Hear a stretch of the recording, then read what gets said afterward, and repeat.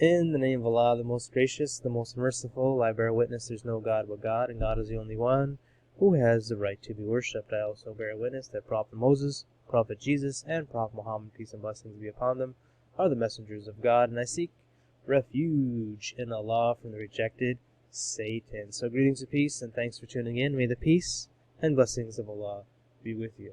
So in these videos, we prepare for the coming of Imam Mahdi as well as the coming of Jesus. Peace and blessings be upon them, also known as the Mashiachs.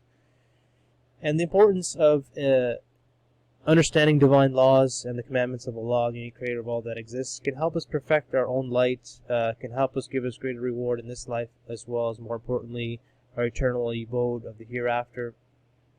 And we know from the hadiths of Prophet Muhammad, peace and blessings be upon him, that Imam Mahdi will implement the Quran and Sunnah. So one of the most important things for us to understand is these divine laws and commandments in preparation for the coming of Imam Mahdi as well as the coming of Jesus, peace and blessings be upon them. Now it has a plethora of bonuses and rewards in one's life. By implementing these divine laws and commandments, they come from the Most High, the creator of all that exists. So this is the best knowledge that we have available in this world that I know of. So the two divine laws that we're going to be looking at is the law of conservation and the law of divine communication in this video.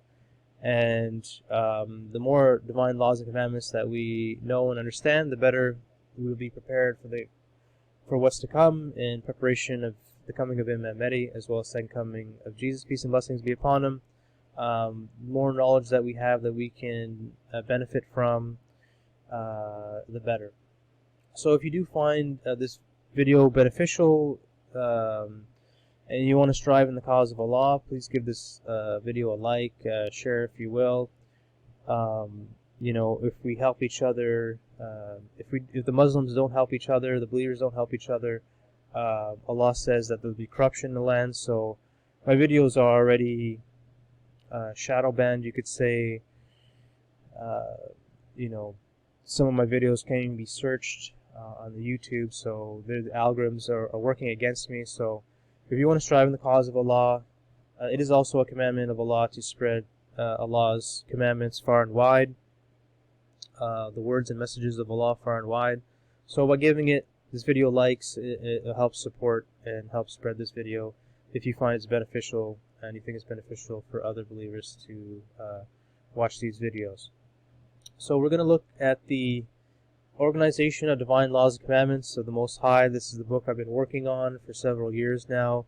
Allah's provided for me to work on this book. It's got a plethora of different laws and commandments in it, like the law of cause and effect, law of certainty, law of charity, the law of conservation, the law of communication, law of immigration. So we're going to be looking at these two laws today.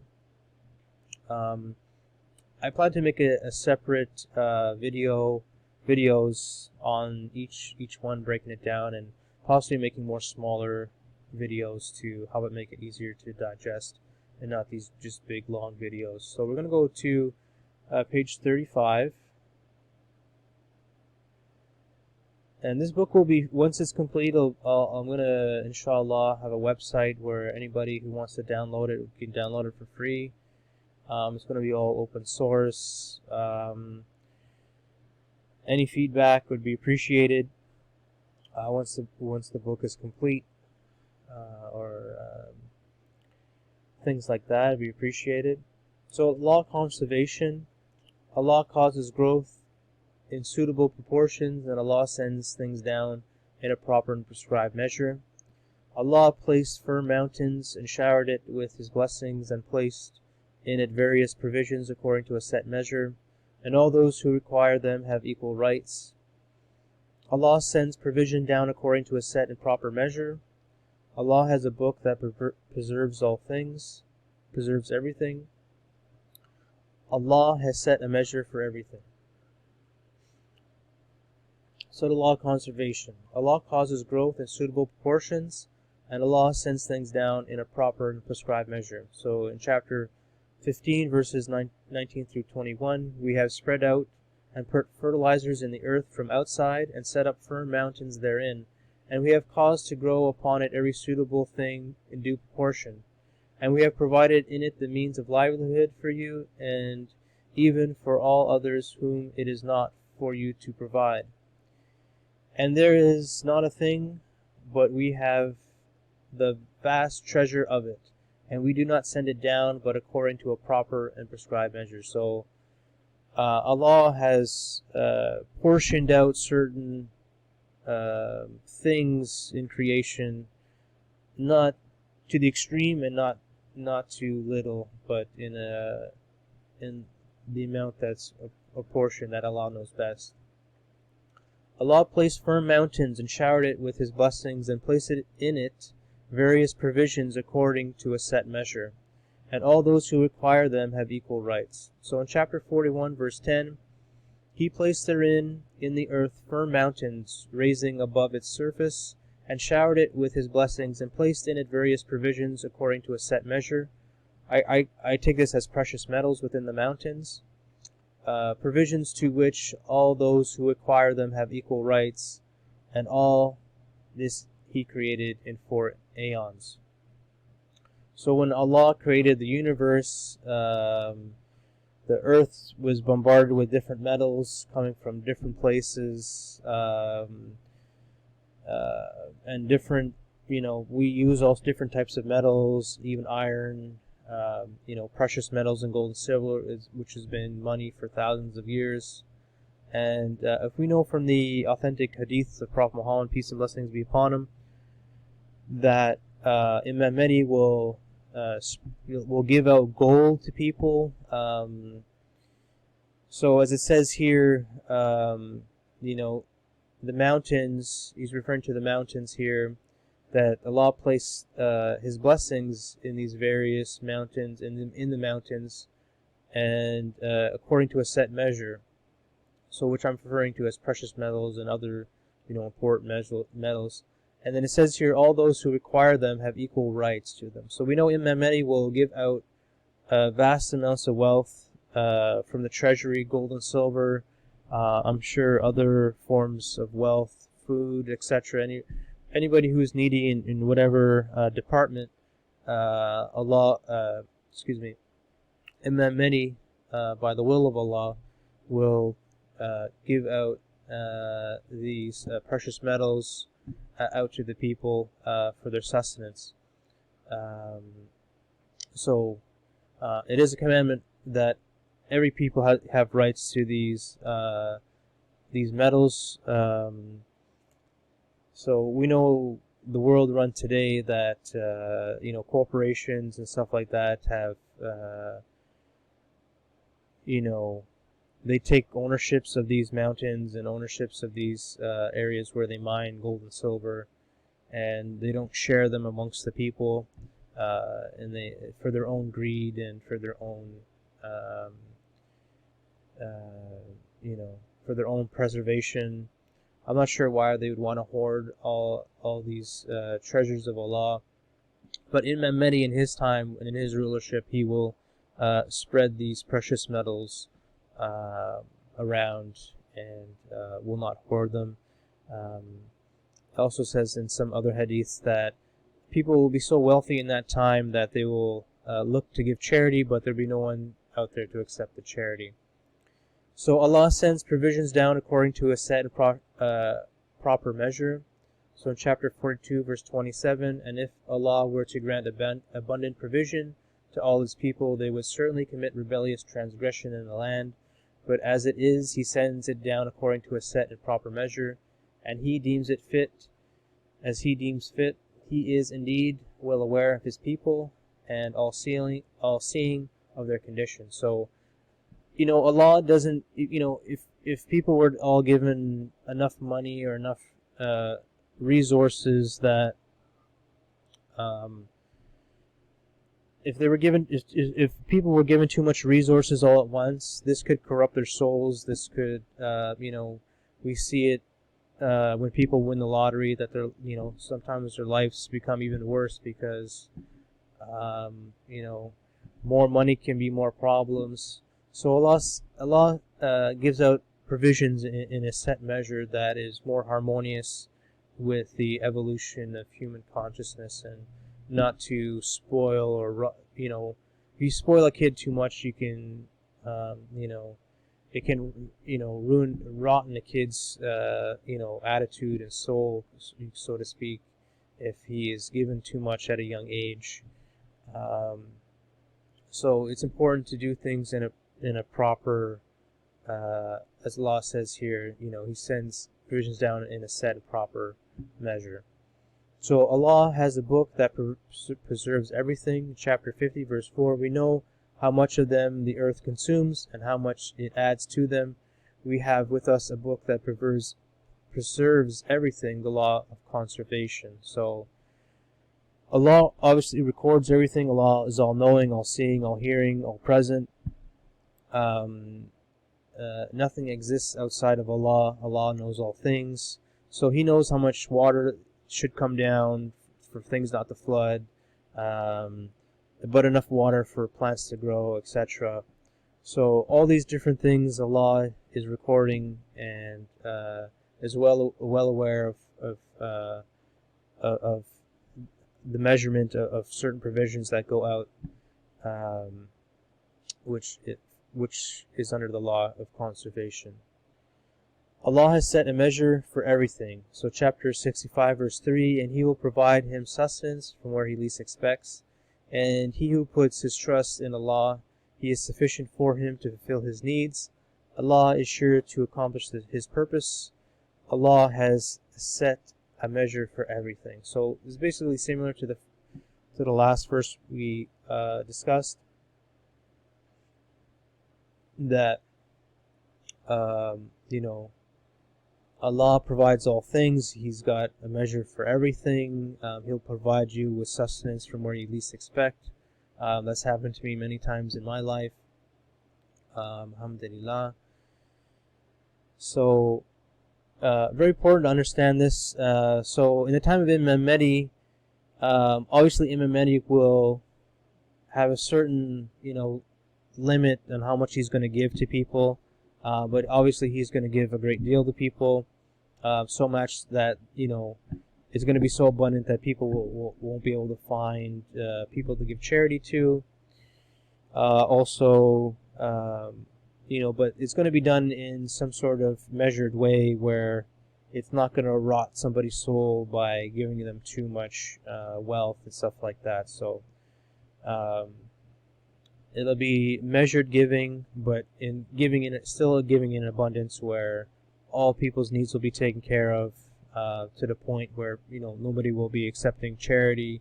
I guess there probably won't be any more fundraisers and things like that, because everybody's basic necessities will be taken care of. So the next divine law that we're going to be looking into is the law of divine communication. So Allah reveals by visions to whom He wills.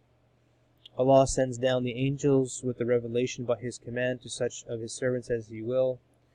It is not given to a human being that Allah should speak to him except by direct revelation, or from behind a veil, or by sending an angel. Creation does not have a means to overhear Allah. Allah alone knows the hidden future, except to whom He chooses to be a messenger.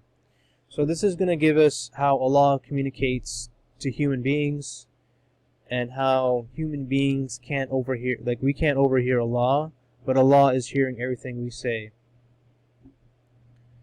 So we can't just say, I want to hear what Allah is thinking, or what Allah is doing, or overhearing what Allah is saying to somebody else. We don't have that ability. Allah does not give us that ability. But Allah overhears all of us. So the first law we're going to be looking at here is that Allah reveals by visions to whom He will. So Allah can give visions to certain people, certain experiences to certain people, which we'll be looking at here in chapter 2, verse 259. Or consider the case of him Ezekiel, who passed by the town Jerusalem as it was left in desolation by Nebuchadnezzar, and it had fallen in upon its roofs. He said, when will Allah restore this town to life after its destruction? So in his vision, Allah kept him in a state of death for 100 years. Then he raised him to life. Then God said, "How long have you stayed in the state of death?" He replied, "I may have stayed a day or part of a day in this state." God said, "Yes, this too is correct, but as you have witnessed in your vision, you have stayed for 100 years. Now look at your food and drink. They have escaped the action of time. And look at your donkey, 2 years have not passed over it. And look at the dead bones, how we set them together and then clothe them with flesh." Thus, when the fact of the matter became clear to him, he said, "I know that Allah is a possessor of full power to do all He will."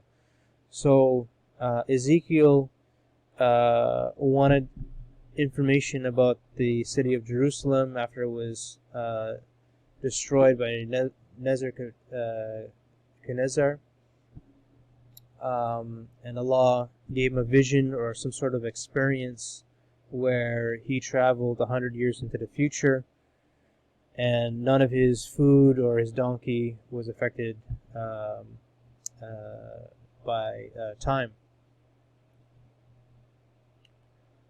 So that gives us an insight on how Allah can communicate with human beings. Allah has given me visions as well that I've mentioned in some of my previous videos. Allah sends down angels with the revelation by His command to such of His servants as He will.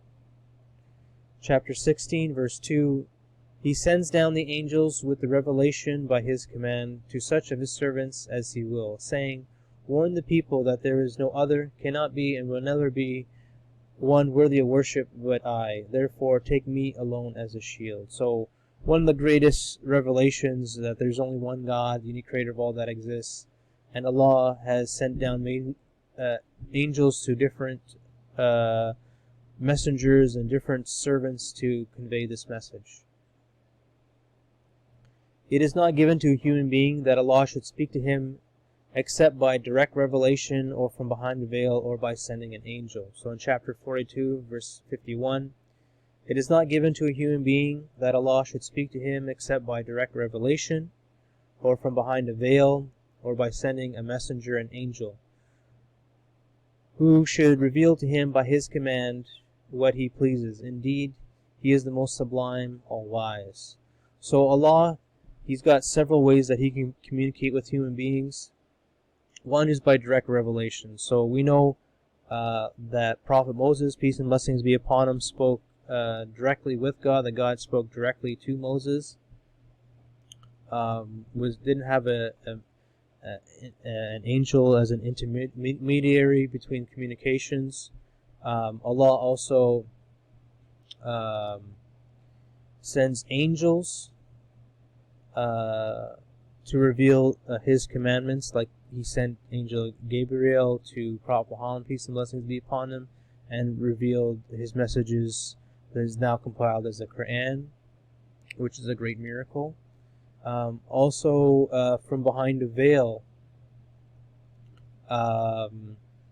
So that could have been, I'm not sure what that could be. That could be like maybe when first Moses started speaking to God was, behind a burning bush.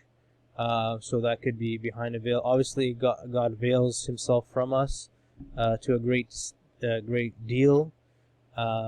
So Allah can communicate us through these three basic types of ways: that either direct communication from behind a veil, or by sending messengers like an angel to express His commands. Creation does not have the means to overhear Allah. So in chapter 52, verse 38, have they the means through which they can overhear the Lord? If so, let their listener bring forth a clear, authoritative proof, just as the prophet of God does. So many people claim that they hear God, that God, they have a two-way conversation with God, and this is not accurate.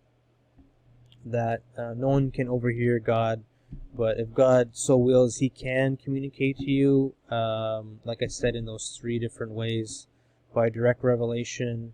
Revelation can come in different ways. Could come through a dream, could come through a voice from God, from behind the veil, from messengers.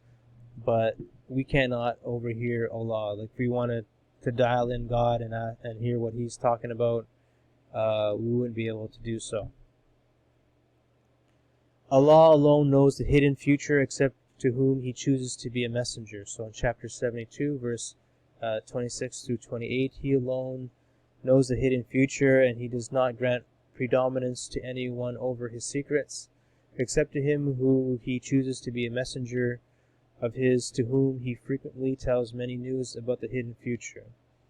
And when He does this, He orders an escort of guarding angels to go before Him and behind Him, and that He may make it known to the people that they, the divine messengers, have properly delivered the message of their Lord. He encompasses all that they have and keeps count of all things. So this is very important to understand, specifically with the coming of Imam Mahdi, as well as second coming of Jesus, peace and blessings be upon them, that we know that Allah sent a great deal of hidden future events to Prophet Muhammad, peace and blessings be upon him, about the coming of Imam Mahdi, about the second coming of Jesus, peace and blessings be upon them. So, Allah can give hidden knowledge of the future, not just the prophets or messengers, but, any servant of Allah, Allah could give this type of knowledge to whom He wills and when He wills to do so. So, we have a great deal of knowledge about the second coming of Jesus, what's going to be happening, the events prior to the coming of Imam Mahdi, during the time of Imam Mahdi, during the time of Jesus, peace and blessings be upon them, and what signs are to come before the Day of Judgment as well. So we've got a great deal of knowledge that Allah has bestowed to Prophet Muhammad, peace and blessings be upon him, which gives us a great deal of knowledge of what's going to occur in the end times. So very important knowledge to understand. All these divine laws are very important to understand, so we are truly rightly guided. We're properly prepared with knowledge and understanding, and to embody these divine laws and commandments in our own lives, to perfect our light, which Allah cares about most. Allah says the Quran that He disdains all other things except perfecting His light, which is our souls. So, one of the most important things that we can do, if not the most important thing, is to evolve our consciousness, our souls, to understand these divine laws and commandments, embody them in our life. And this will, manifest into the world by the law of cause and effect, improve our lives and improve the lives of those around us. And as I've mentioned many times, to prepare for the coming of Imam Mahdi, as well as second coming of Jesus, peace and blessings be upon them. So I hope you enjoyed this video. I hope you take Allah as a shield, and may the peace and blessings of Allah be with you. Take care. All the best. Peace.